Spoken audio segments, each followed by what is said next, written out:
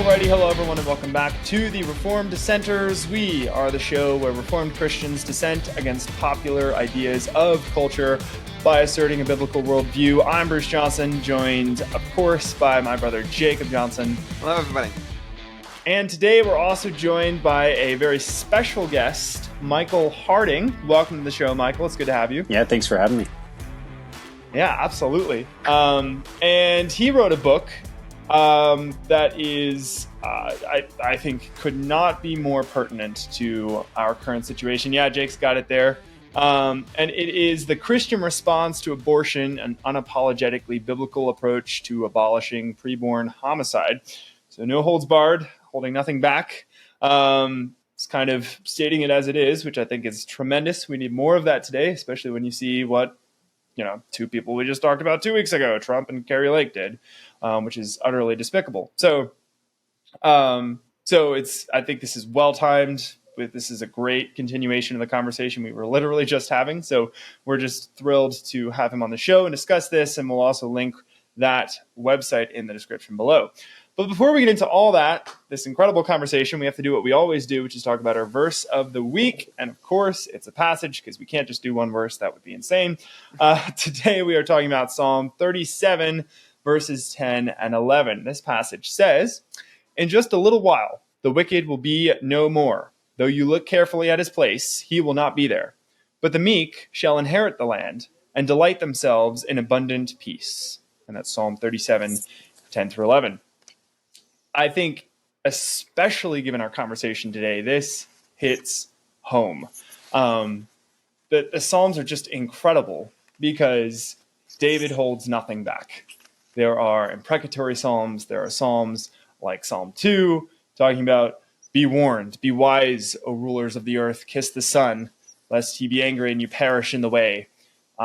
There are strong Psalms that cut right to the heart of the matter, and I think this is no different. I wanted to actually back up and read from verses 8 through 15 and kind of give some further context to this passage, just because I think it's so powerful. Psalm 37, 8 through 15 says, "Refrain from anger and forsake wrath, fret not yourself. It tends only to evil. For the evildoers shall be cut off, but those who wait for the Lord shall inherit the land." There's that strange theme again.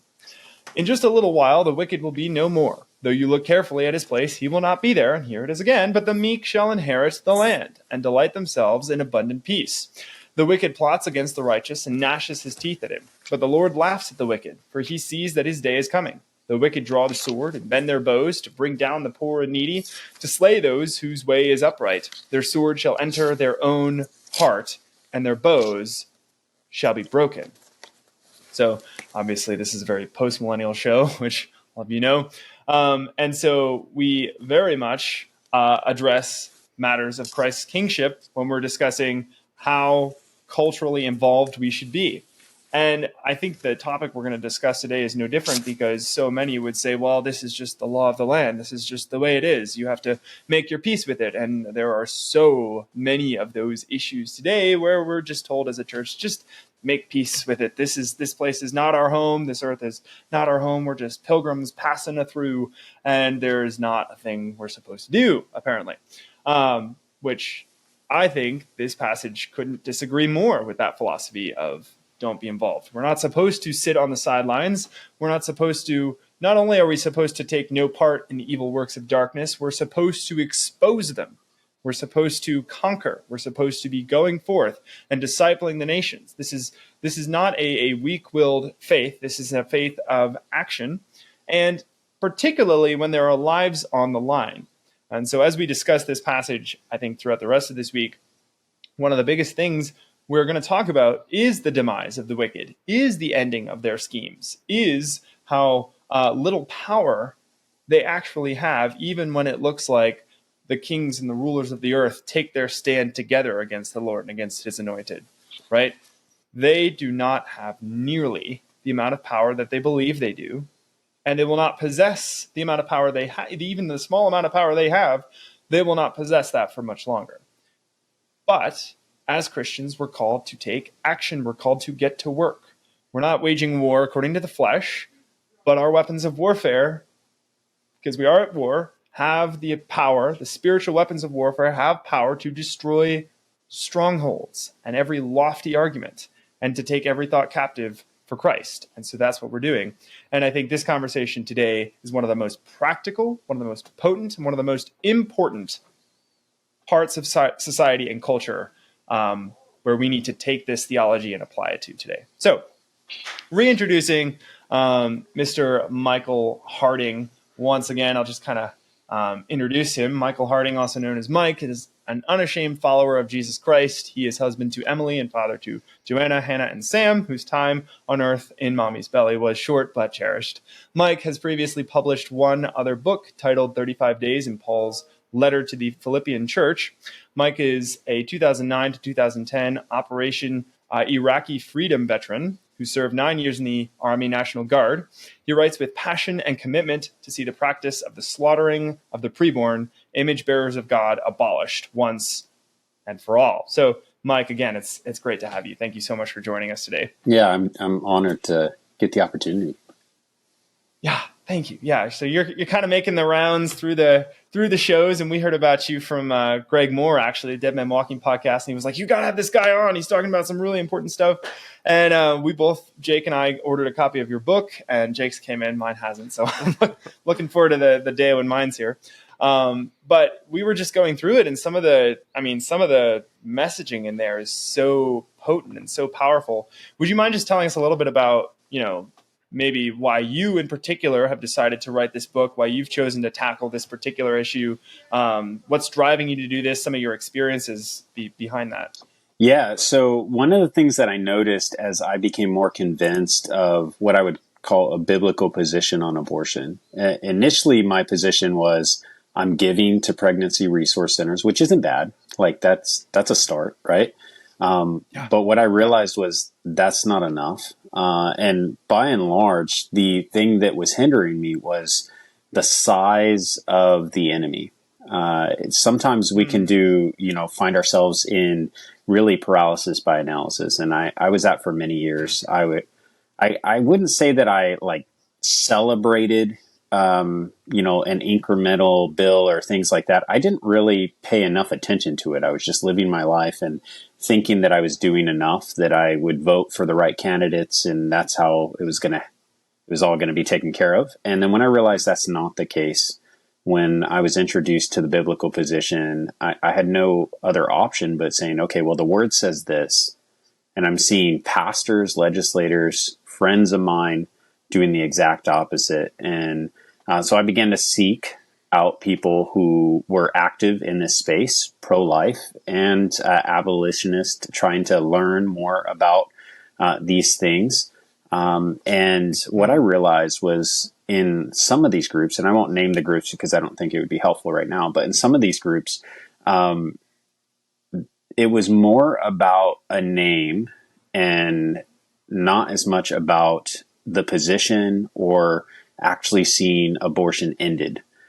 It was more about internal politics or the idea that, one person's practical solution to ending abortion was it.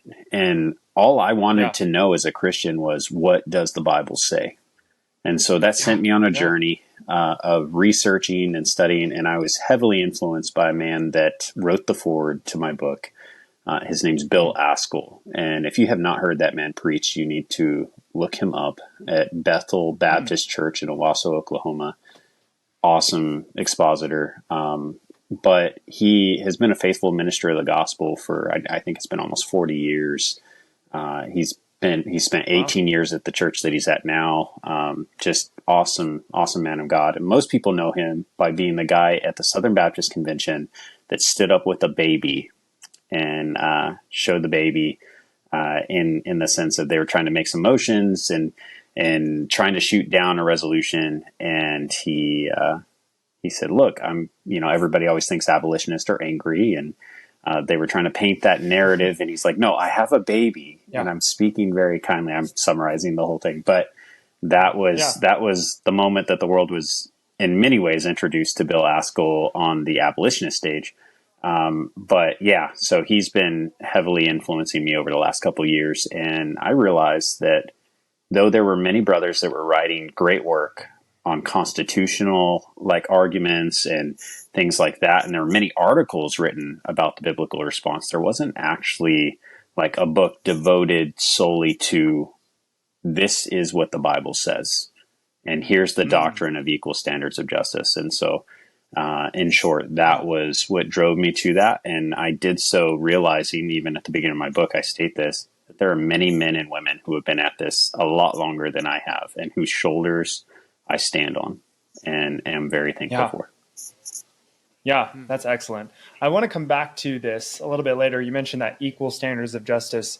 And I really want to come back to that in just a second, but I think we'd be remiss of our duties here on the show if we didn't ask for your perspective and opinion on, I'm sure you've heard the whole Kerry Lake Trump debacle that went down 2 weeks ago, where Trump was like, oh, we're at a legally acceptable place. Aren't we at a great place with abortion, right? This was it. This is what you wanted me to do, right? And, kind of the truth to us, at least, we were expressing that. To us, it seemed like the truth was finally coming out, and this was literally just a political game for him. This was literally just a talking point to get his base to vote for him. And clearly, he doesn't actually believe it's murder, or he wouldn't be okay with some states saying it's murder and others saying it's not. Yeah. Right? But what was your take on that whole situation? Yeah, I'll start in a way that probably you're not expecting and might get a few people angry. But that's okay. So I'll start with this question, and I heard it from somebody that I think was very, very suiting for the discussion. When's the best time to plant a tree? When's the best time? I don't know. 20 years ago. 20 years ago. When's the second best time? Right now. Probably now. Yeah. And so when I'm thinking about this discussion with Trump as a politician, because he's a politician, just like many of the others that we've run into, I've done a lot of legislative lobbying and things for bills of equal protection. I'm on the board of End Abortion Ohio. And we have seen these excuses come up all over the place, even before Trump, right? Like the pro-life movement, the industrial complex, not individual pro-lifers, but the leaders of the pro-life movement are seeking not to end abortion completely. They just want to legislate it. And so that's the big difference, is that you have individual pro-lifers and abolitionists alike that are actually seeking the end of abortion. We may not agree on the solution to how that would happen, incremental versus immediatist, but generally Christians that despise abortion are seeking for it to be completely ended. When it comes to the pro-life industrial complex, they just want it to be legislated. Trump, several years ago, and I forget exactly when this happened, he actually, for all of, 20 seconds, held a abolitionist position, an equal protection position. He was asked if a woman is the chief offender in the abortion issue, which I'm going to argue is the case. If she's the chief offender in abortion, should she be punished? And he said yes. And then within a very short amount of time, his wrist was slapped and he was told that's not actually the pro-life position, and he walked it back. Right. So from then on, I already had my suspicions with him, and I'll be forthright in saying I voted for him the first couple of elections because I had bought into a narrative that was choose the lesser of two evils. Right. My position now is, and the reason I stated that quote about the question about the tree, my position now is that we need to start holding the Republican Party accountable. And the only way we can truly do that is by our vote. So if Christians refuse to vote for candidates that compromise on the issues that matter to us, which Trump does on just about every single one, if we in unison vote for somebody, even if that person doesn't win, and that person loses, even though there are many people who are so afraid of Trump losing, they misunderstand the sovereignty of God in the whole process. Like, Amen. If we all unifiedly voted, and I'm just going to put this out here, write in Dusty Deaver's name. I know he's probably like, shoot, I don't want to be president right now, but right in his name. And if Yeah. there's 100,000 Christians, just as there were 100,000 Muslims in Michigan that put backlash back onto Biden in regards to or save Palestine from Israel, then wouldn't we, see a huge shift in the next candidate that's brought forward for us to vote for? Do you think Yeah. they would walk it back if they realized they were going to lose a huge voting block? Yep. I think they would. I think the only reason Yep. that they're bringing the candidates that they are right now is because they know what's going to happen is people are going to hold their nose, walk into the voting block, and say, I don't like him, but it's the only option we have, and we need to stop doing that. We need to just say Yes. enough's enough. Yes. So there Yep. you That has have it. been That's my position. our position. Yeah, that's wonderful. Yeah, that's been our position on the show for the last, I don't know, what, year, Jake? Ever since this election cycle started, we were like, we're not voting for Trump. And we're not voting for him just because we're never Trumpers. Like, we're not never Trumpers in that way. We did We vote don't for believe him he's a biblical early candidate. on. Yeah. Yeah, I voted for him in 2020. But that was, when everything was going down, and it seemed like he was actually sort of on the right side of things. He did give his presidency to Fauci. But still, it seemed like, all right, maybe he's going to, get through this. But, I mean, the last, 3-4 years, what has he done? He's not stood for anything that he used to say that he stood for. And it's kind of like, okay, yeah, we knew this. We knew he was playing the game. He was doing, yes, God used him to overturn Roe v. Wade. God used him to do all these things, but it is long since time for us to move on, and especially for Christians to find an actual Christian candidate who is not just the lesser of two evils, like you were just saying, but who is actually someone who cares about legislating biblical morality, because somebody's morality is going to get legislated either way. And if it's not God's morality, then the nation is going to go down. Like that's what happens. That's how history works. So Jake, unless you had something you wanted to bring up. I was probably going to bring up chapter 4 because I know we wanted to get into that sort of discussion. Yeah. Let's go there. Yeah. What were some of the things that, because Jake, you kind of skimmed through it and were throwing out some stuff. What was like the... Here, hold on. Let me get back to it. So I remember it. So basically,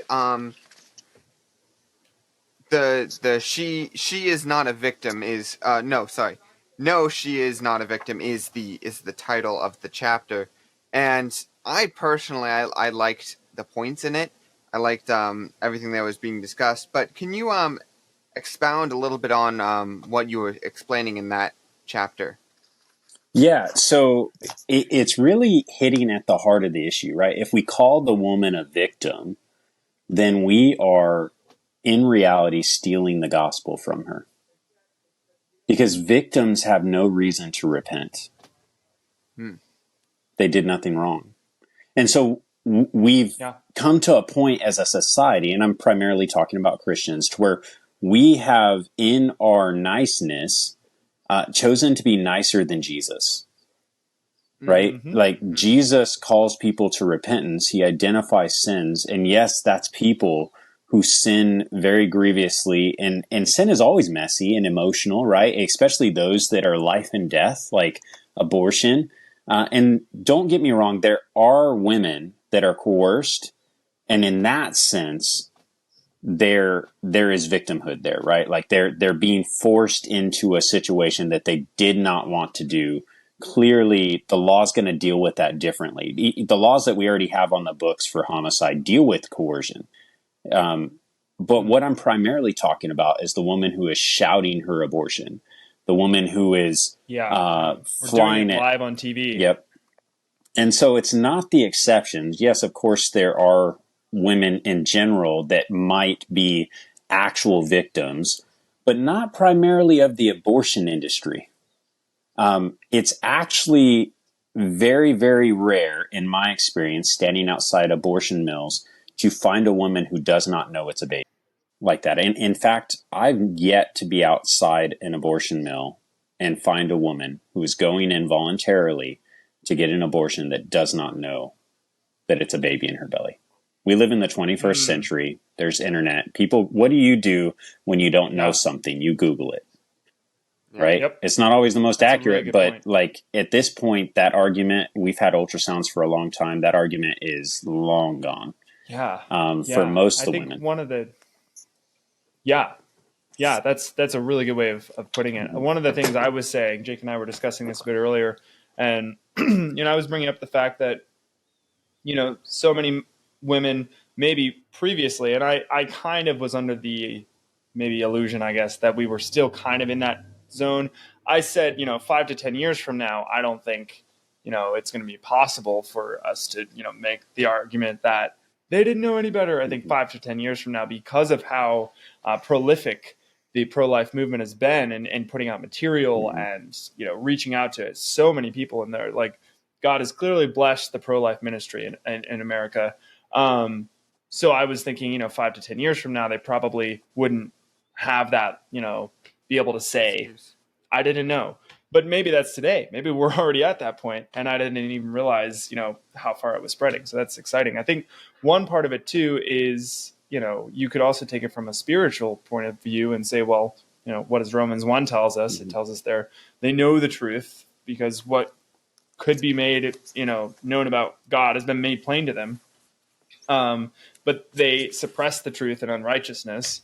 And so, we say, we're presuppositionalists. So we say, everyone deep down knows that they know God, but they're suppressing the truth about God in unrighteousness, right? And so when you debate someone, when you discuss with someone, you go into it with that presupposition.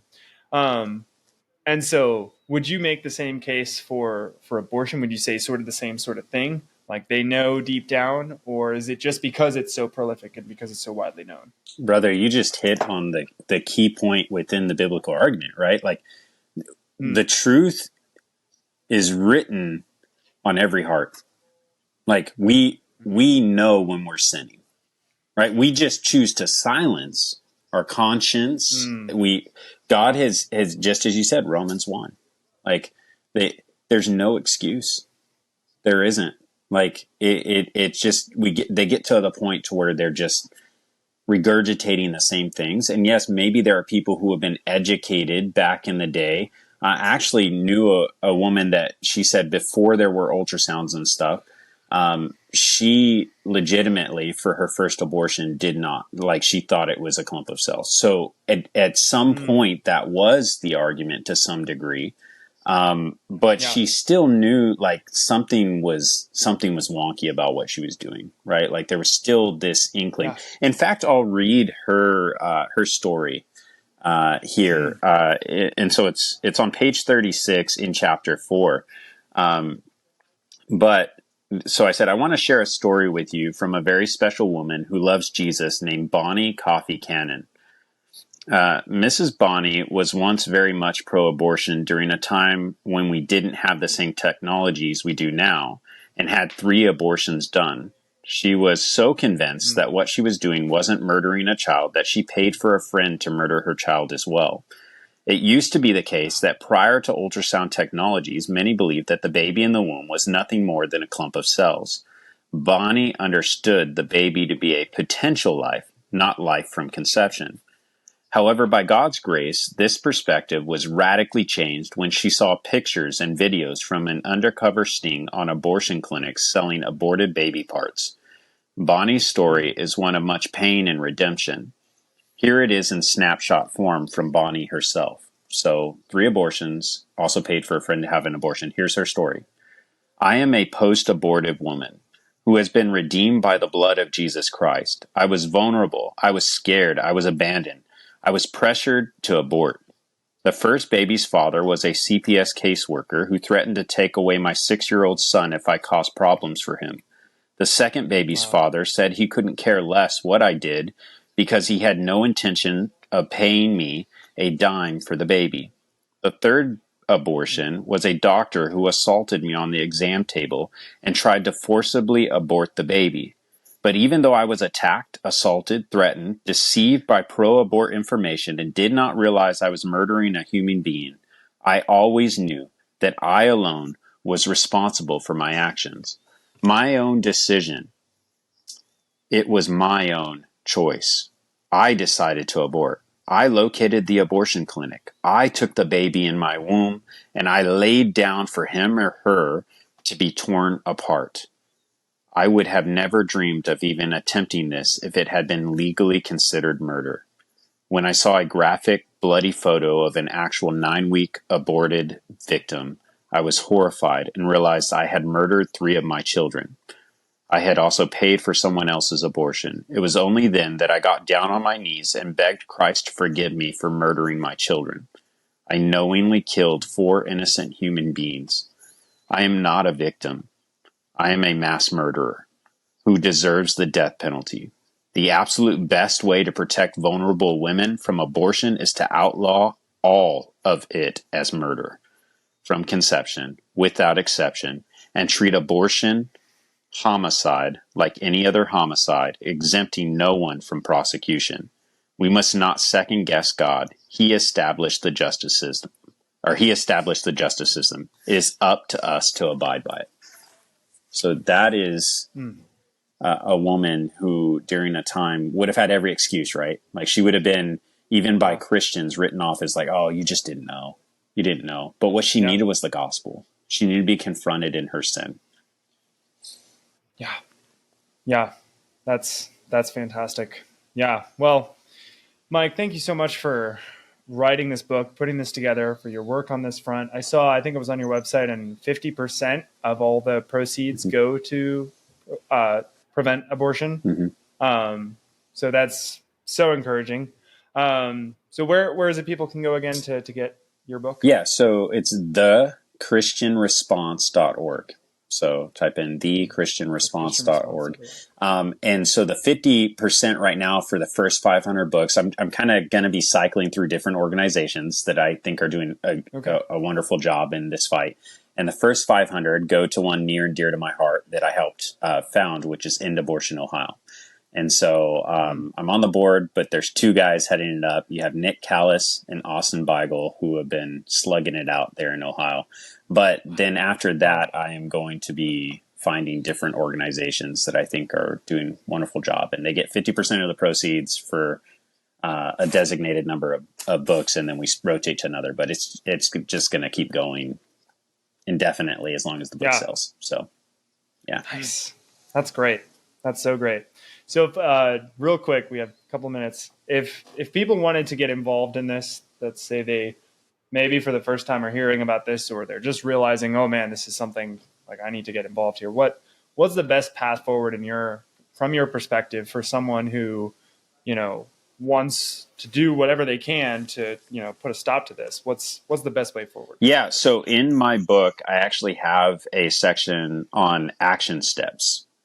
Ways in which they can get involved, different ways that they can contact their legislators, go out to the abortion mills, petition pastors, because there are a lot of pastors that still are being educated on this, and it's okay. We all have to arrive at different points, right? Like we got to be patient with people as they make a transition to a biblical position. But I would say, in addition to everything, the most important argument to be had here as we look at the doctrine of equal standards of justice, and it's one that I make in my book, is that we can't understand the substitutionary atonement without the doctrine of equal standards of justice. And I'll let people think on exactly how that applies, and they'll have to read the book to see how I unpack that. But just think about it. We don't understand the doctrine of the substitutionary atonement outside the doctrine of equal standards of justice. Wow. That's fascinating. Well, I can't wait till my book gets here and I get to read it. So. Yeah. Well, very cool. Thank you so much, Mike Harding, for joining us today. We really appreciate that. We'll have a link to his website in the description below, so you all should definitely check that out. We're looking forward to coming back once again on Friday, where we're discussing Adam Terrell's book, Public Stoning, God's Design for a Nation Without Prisons. Until then, remember everyone, in all that you do, do it as unto the Lord.